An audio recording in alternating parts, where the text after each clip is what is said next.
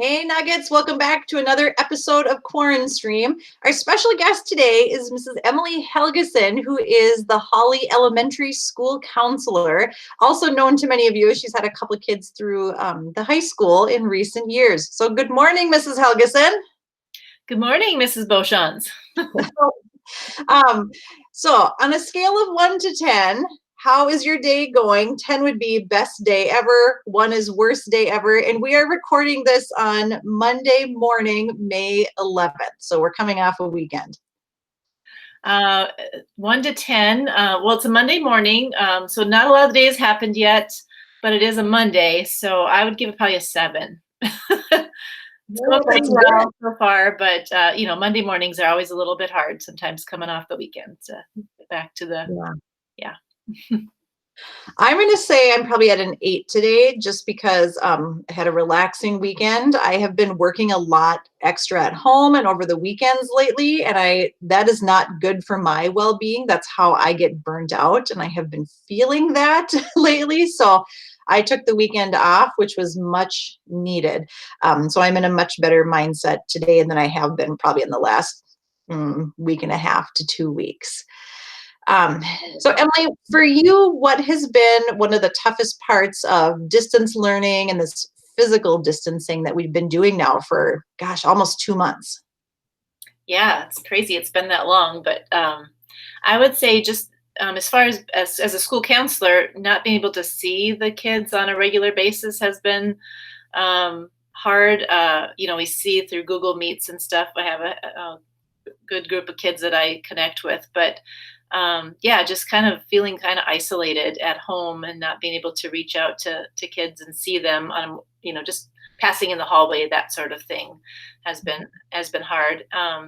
And just meeting other people too, obviously, the staff at the school and friends and family, and, the isolating feeling of it, it's been the most difficult for sure. Yeah. Piggybacking off of that, one of the hardest parts for me, just professionally as a counselor, is that it is so hard to pick up on the nonverbals of students when I'll do a lot of just chatting with them on Google Chat or emailing with them. And there is so much that I feel like I'm missing because I can't see their eyes and how they're doing. Even via the Meets, the video conferencing, it is not the same. I can tell for me so much more of how I communicate with kids is picking up on that nonverbal piece. And so that's been really challenging for me to feel like I'm doing a good job working with students. But I think also just in regular conversation with friends, this is weird. Yeah. For sure. Yeah. Emily, what has been probably one of the unexpected best parts for you about distance learning and this physical distancing? I think, I've had to slow down. I mean, we just can't go do everything that we used to do. Where we'd go from work and have busy evenings, going places or shopping or whatever, all things we would do. I'm at home most evenings, and kind of enjoying my kids are back at home. My daughter Sophie was just finished her freshman year at college, so now she's at home again. So I'm getting to spend some time with her after this year, and obviously my son Sam, who some of you may know, has been home too. So it's been nice to kind of just reconnect as a family a little bit more too. Yeah.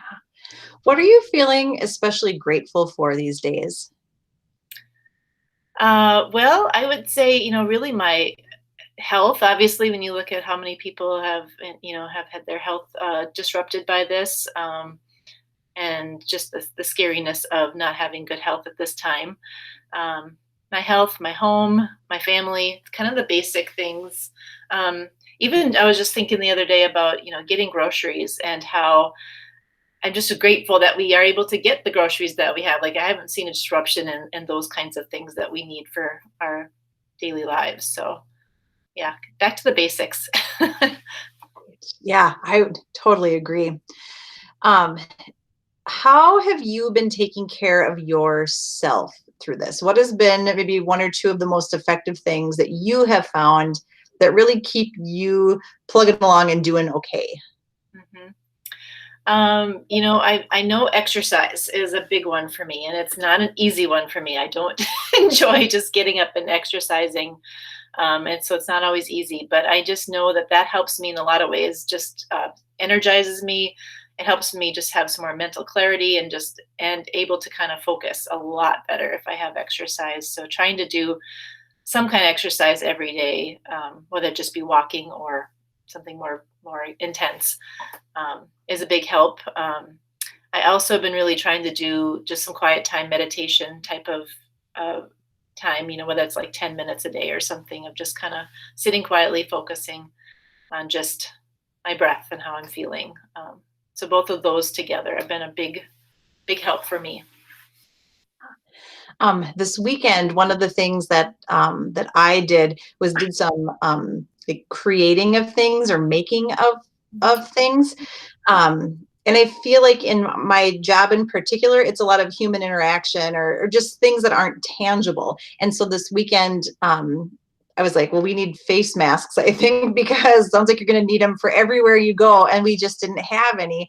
And so I decided I will just make one. And so I dug out my sewing machine, which I've used in about maybe not 10 years, and figured out how to use it.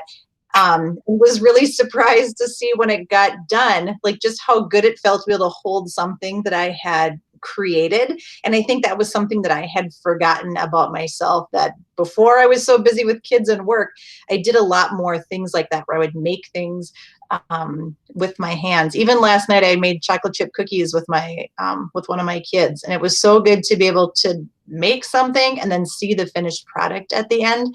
And so that was kind of a reminder to me that maybe I need to incorporate more of that kind of thing into my routine once I get done with school and things are not quite so busy in my world. Yeah, I would say, adding on to that, for me, the cooking part of things, cooking and baking, that sort of thing has really been the same sort of thing. I'm creating something. It brings me a certain kind of joy to provide, to make a meal that's really good and nutritional, and I don't know. So yeah, I totally get where you're coming from with that. Mm-hmm. Yeah. I think it helps break up the monotony of the day, because I'm finding that every day sort of looks the same. It's just the same day over and over again because we don't have those routines or those things that we do that aren't routine, that break it up. And so I think that has been, I don't know, we'll have to try that some more, I guess. Emily, how can you tell when you are not doing okay? Maybe when you're so stressed or you're on the verge of, being burnt out. What are those signs to you? I think just generally being kind of snappy with people, like I don't have as much patience or tolerance for things. So, and especially with now that I'm at home, I mean, I think I have more tolerance to people I don't know as well or feel as comfortable with. So my family gets it the worst, So, when I notice I'm kind of really being upset with somebody or kind of not yelling, but, snapping at them for little things, I'm like, well, that really shouldn't have created that kind of reaction for me. I know I need to probably put myself in a little timeout, give myself a little break and try to recoup a little bit. So. Yeah.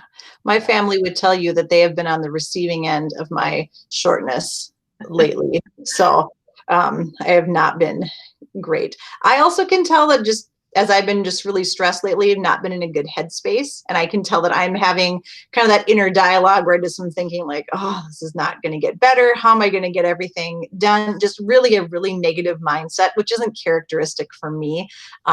So that is something I've noticed recently. Yeah. Well. Yeah, me too. You do, and I know this because I have elementary kids, you push a lot of stuff out to the elementary kids that are different strategies for self-care. And it's been everything from breathing to meditation to kind of visualization things to activities. Like there's so many good things you've pushed out. What are some of your favorite strategies for kids for self-care? I think, like I said, for myself, exercise. I think exercise really is helpful for kids to just to help us to kind of just get our bodies feeling more in line. I would say. I don't know. So I always recommend that. And as far as taking care of our emotional self, I mean, a go-to strategy, go to my breath. I'm always, let's take a nice deep breath. Take a few minutes to just breathe, and then maybe add some positive self-talk, like we can get through this. Things are going to be okay. Um, and then always, reaching out to somebody that can help you. Whether that's just talking with them or um, whatever that may be. So whether it be a parent or a teacher or even a good friend, just reach out to somebody and talk to them about how they're feeling, because you'll find out you're not alone in this feeling, and that there's others there that'll help kind of lift you up, and you can then do the same for them. So yeah. Yeah.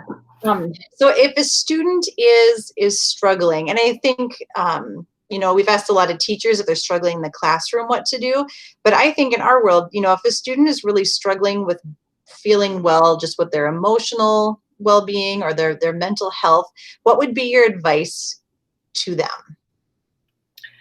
If you notice that you're feeling, really low and upset or depressed, I mean, I think number one, reach out to somebody, find somebody that you can talk to, that can just help you kind of sort through those feelings and kind of be that reality check for you, maybe too, and maybe help you connect you with, if you are needing more help than you're able to give to yourself, because we all need that at times. We all get to that low point and we can't always pull ourselves up. We need some help. So, find somebody that you can talk to. And also, if you're noticing your friends in that spot, to reach out to your friends. If you're noticing that they're acting more distant, or, whatever, those, just being off from their normal self, and you're concerned, reach out to them. And that doesn't always have to be like mental health professionals. I mean, I think there's a time and a place for reaching out to mental health professionals, but a lot of times it's just reaching out to, maybe a parent, or if you have, like, a lot of kids have a grandparent they're close to, or an aunt and uncle, or like their friend's mom that they're really close to, that those people can also be your support system. There are absolutely mental health professionals you can reach out to. I know on the I think it's on both the COVID-19 site and on the school counseling, the high school website, like under mental health. There is a list of providers that you can see, and like emergency numbers if you need those. So those are going to be up there all summer long for students to access. The mobile mental health crisis team is a really great 800 number that you can call and get support to. During the school year, you can reach out to your teachers, or Emily or I or Mr. We're not going to be here in the summer, though, just because that's how our contract works. So you're not alone, but you just may have to reach out to other people than us, unfortunately. Emily, here's a student question. They want to know, how are you managing your time wisely for getting your work done? Yeah, that's a little bit of a trick when you're at home, isn't it? So, well, I'm fortunate enough. I have a spare bedroom that I've been able to kind of have as my office, so I can close the door. My kids know they need to knock, or that they shouldn't just disturb me. I'll come out to them when they need to. And my kids are pretty self-sufficient. Unlike, I mean, your kids are much younger, Lori, so little different situation. But yeah, I've been pretty fortunate to have my own little space. And then I'm a big to-do list person. I need to write down the things that I need to do and prioritize and start crossing things off. Just helps me to stay focused by having that list in front of me. So, and I take breaks throughout the day too, especially when you're isolated in my little space here, to go out and walk or talk with my my housemates, my husband or kids, and because you kind of need to take those breaks to keep yourself motivated throughout the day too. So that is true. Kids that have been in my office will know that there's always Post-it notes all over the place. That is my go-to kind of list and organization strategy. And you all will be very happy to know that my workspace at home is now covered with Post-it notes as well. That strategy has followed me to my home office.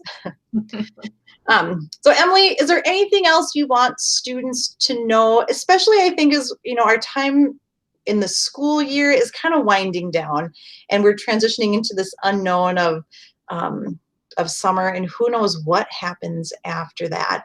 What do you want kids to know? I think the number one thing I always want people to know is that you're not alone. I just think that sometimes we can get really stuck in that viewpoint. Um, and we're all in this together. It's a journey that we all go through, this journey of life, basically. I don't know, getting pretty philosophical here, but I would just say that, just to know that you're not alone, and that as you go through life, the longer you have lived life, you kind of realize that there's a common experience to life, and that we've all been there, throughout different things that have happened in our lives. So I don't know, just to know that you're not alone, and by reaching out to others, that'll help you in that way as well. I don't know.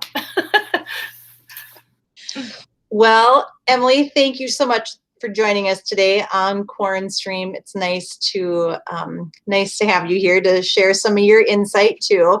Nuggets will have more of a couple more episodes before we're done. So if you have any guests that you really want to see before the end of the school year, please let me know using the form on my Google Classroom. There's a lot of uncertainty going forward, a lot of mixed emotions as we're happy to be done, but also kind of grieving all of the great things that happen in spring, especially for our seniors who are transitioning out, and so much uncertainty about what is going to happen over the summer and in the fall. So keep taking care of yourself. I think that's the best thing you can do, is to take care of the basics. It's going to continue to be this roller coaster of uncertainty. So hang in there, you guys. Mrs. Helgeson, would you like to say goodbye? Yes. Well, again, I also say, hope you all have a wonderful summer, and take care of yourself. Hopefully you can have lots of fun this summer, doing some good fun things. Yeah, wherever those may happen. All right. See you, Nuggets. Have a good week. Bye.